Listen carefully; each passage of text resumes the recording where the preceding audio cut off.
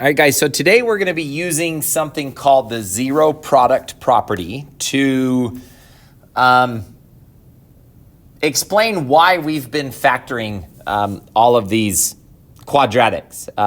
There's a reason why we factor them. It's not just for fun. I mean, I know it is way fun, but there is a reason that we've been doing what we've been doing.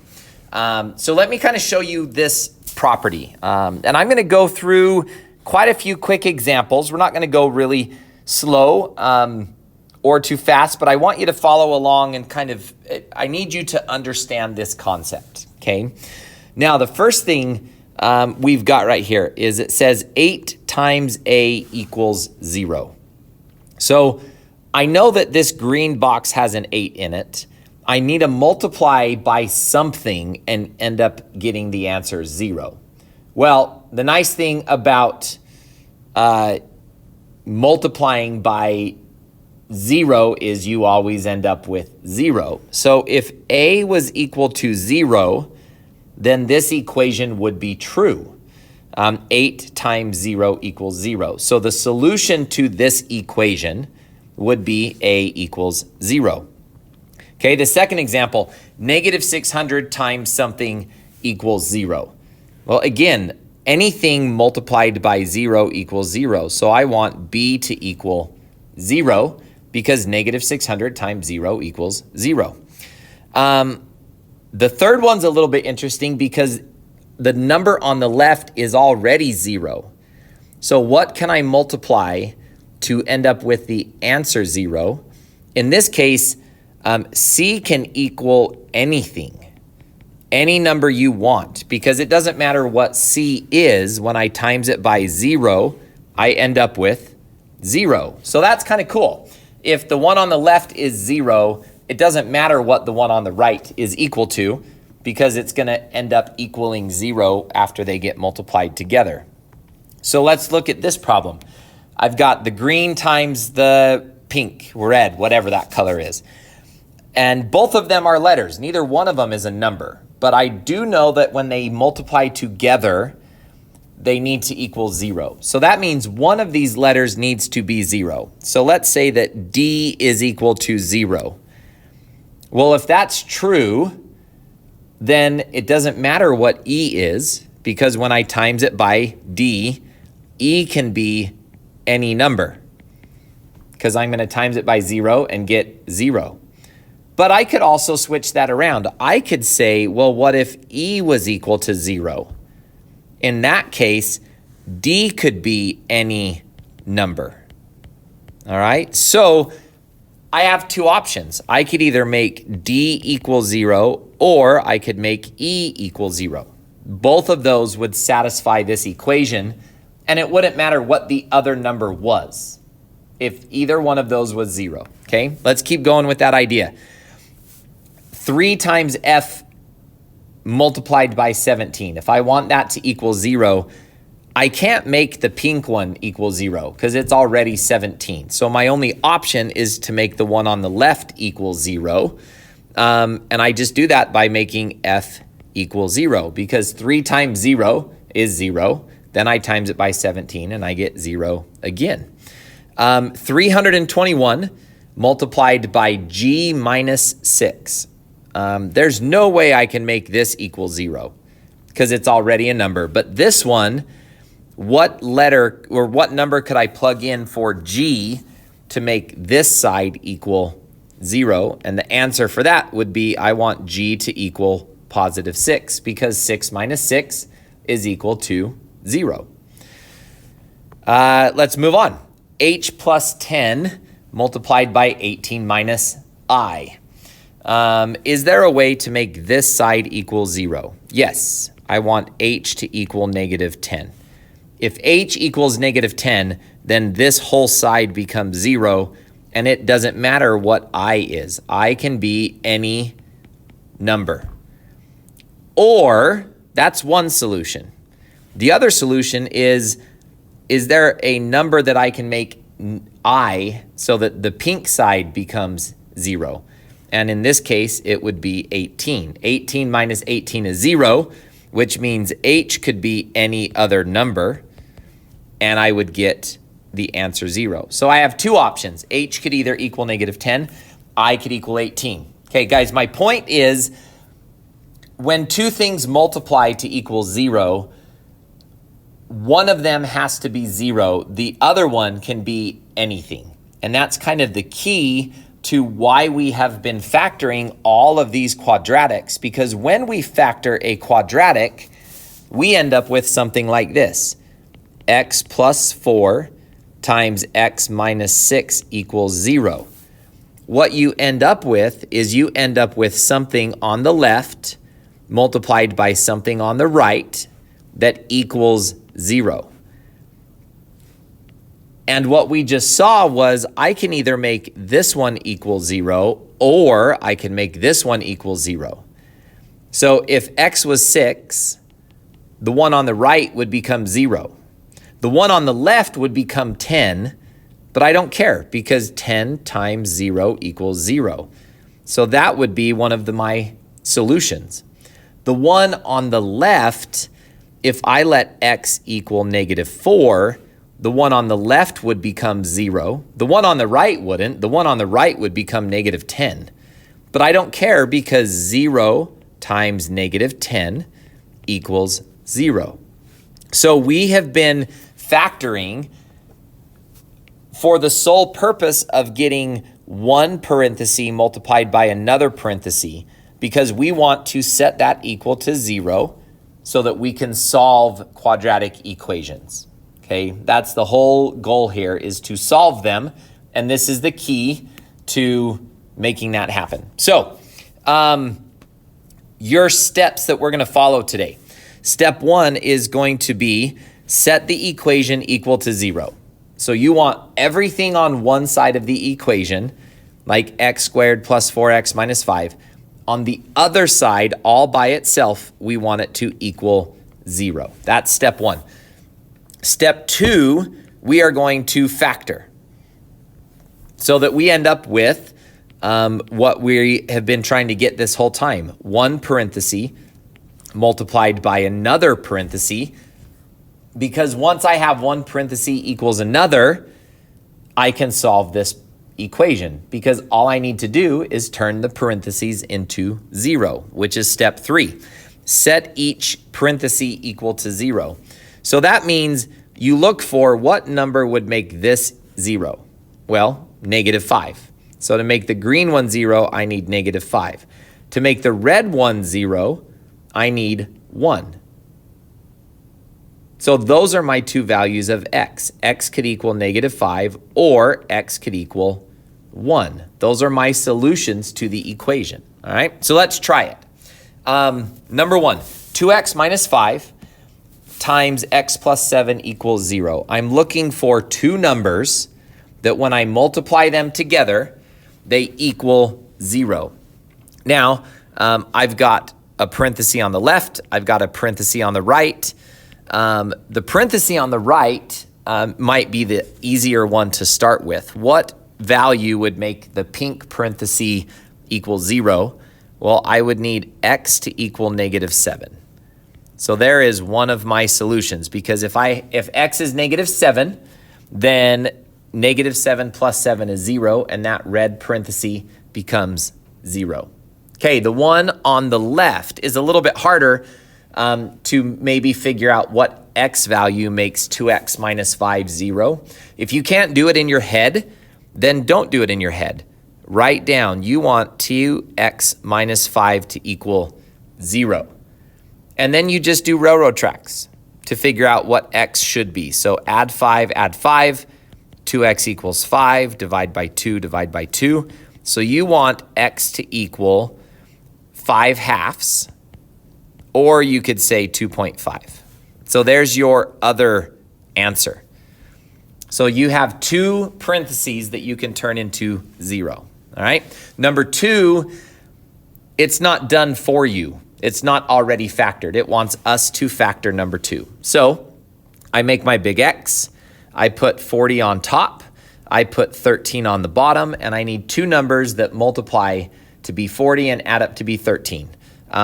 Those would be 8 and 5, because 8 times 5 is 40, 8 plus 5 is 13. So this equation factors to become x plus 8 times x plus 5 equals 0. And there's my key. I've got a parenthesis on the right, a parenthesis on the left, that when I multiply them together, they equal 0. So to solve this, I just need to know what numbers go in the parenthesis to turn it into 0. So x plus 8 needs x to equal -8. X plus 5 would need x to equal -5. All right, number 3 looks a little bit complicated just because 0's not by itself. I've got things on both sides of the equation, so I want to move everything to one side. So my first step is to be, I'm going to do these all at the same time. I'm going to add 2 over here, and that's going to give me 7. I am going to minus 5x on both sides, and that's going to give me -8x on the left. And then I am going to do what? Minus x squared on both sides. So 2x squared minus x squared is just 1x squared. And on the right-hand side, all of these cancel, and I'm left with 0. So now I have an equation equal 0. So step 1, done. Now I want to factor. So I need 2 numbers that multiply to be 7 and add up to be -8. That's going to be -7 and -1. It might take you longer to factor, and that's okay. You don't need to be able to do that part quickly, but I'm going to for the sake of the video. I'm going to go through that a little bit quick. So one of my parentheses is x minus 7. The other parenthesis is x minus 1, and when I multiply those together, I get 0. So I'm where I want to be. I've got a parenthesis on the left, a parenthesis on the right, and they are equal to 0. So I'm looking for what number makes this parenthesis turn into 0. Well, if x is 7, then that parenthesis turns into a 0. This parenthesis, what number makes that one 0? X equals 1. So both of those x values will give me solutions to this equation. Okay. Number 4 is a little bit weird because I've got 3x squared and a minus 7x. So this one, there's not a constant all by itself. So I'm going to look for the greatest common factor. Nothing goes into 3 and 7, but both of these have an x. So my greatest common factor I can pull out is an x, and then I'm left with 3x minus 7 equals 0. Now this one might be a little bit harder to see because the one on the left doesn't have a parenthesis, but I still have 2 things being multiplied to equal 0. The one on the left is just x. Well, what number makes x equal 0? Well, x being 0 makes x equal 0. The pink one, what makes 3x minus 7 0? That's one you might not be able to do in your head. So just set it equal to 0. Do railroad tracks. Add 7, 3x equals 7. Divide by 3, divide by 3. X equals 7/3. So there's your second answer. X equals 7/3. Either of those values is going to give me a solution of 0. Okay, couple more. Number 5, 4x squared minus 9. Now this one, I'm not even going to factor this one because all I have is an x squared. So why would I factor when I could just add 9 to both sides? 4x squared equals 9. Divide by 4. X squared equals 9 over 4. And now I square root both sides. Square root, square root. So x equals, one of my answers is 3/2. The other answer is -3/2. So there's your 2 answers, and you didn't even have to factor that one. Number 6, x squared equals 10x minus 25. Now, I can't do this when there's things on different sides of the equal sign. So I'm going to move everything over to the left. And I'm going to do that because I don't want my x squared to be negative. So I don't want to move the x squared to the right. I want a minus 10x and I want to add 25. So I want a minus 10x over here and add 25 over there. So I end up with x squared minus 10x plus 25 equals 0. Now I can factor. Big X, 25 on top, negative 10 on the bottom. Two numbers that multiply to be 25 and add up to be 10 are going to be negative 5 and negative 5. So my parentheses, this one's interesting because my parentheses are the same thing. So I have two parentheses. This one times this one equals 0. But in this case, they're both the same parentheses. So what makes this one 0 is 5. What makes this one 0 is also 5. But we're not going to write that answer twice. It's the same answer, so we're only going to write it one time instead of 2 times. Okay, last 2, and then I'm going to have you do some problems on your own. I think we've got time for these 2. So railroad track, I've got to get everything on the same side. So I'm going to add 35x. I'm going to minus 42. So add 35x minus 42. So I end up with 7x squared plus 35x minus 42 equals 0. Okay. Now, before I factor, I look for something that goes into both of these, 7, 35, and 42. 7 goes into all of those numbers, so I'm going to factor out a 7, and I get x squared plus what? 5x minus 6 equals 0. Now, I'm going to ignore that 7, and I'm going to factor the inside part. I need 2 numbers that multiply to be negative 6, add up to be 5, and that's going to be positive 6 and negative 1. So my answer becomes 7 multiplied by x plus 6 times x minus 1 equals 0. So I have what I want. I've got a parenthesis on the right. I have a parenthesis on the left. I also have this 7 out in front. And there's no way to turn the 7 into 0, so I can ignore the 7. But what makes the green one 0 is the number negative 6. What makes the red one 0 is the number 1. So those are my 2 solutions. X equals negative 6, x equals 1. Okay, last problem. It looks like I can move the minus 12 to the left over here. So I end up with 2x squared plus 10x plus 12 equals 0. Factor out a 2. X squared plus 5x plus 6 equals 0. Railroad track, no we don't. Big X, 6 on top, 5 on bottom. That's 1 times, it's not. 2 times 3 equals 6 and adds up to 5. I almost used 1 and 6, but that would have been wrong. So 2 and 3. So 2 times x plus 2 times x plus 3 equals 0. So I have 2 parentheses. I've got the one on the right. I've got the one on the left. And they multiply to be 0. I ignore that 2 out in front. What makes this one 0? Negative 2. What makes this one 0? Negative 3. And there's my 2 answers. Negative 2, negative 3.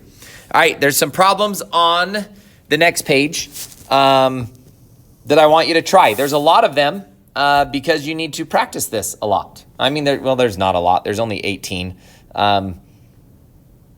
Try them on your own. When you get stuck, when you need help, all you need to do is come ask for it.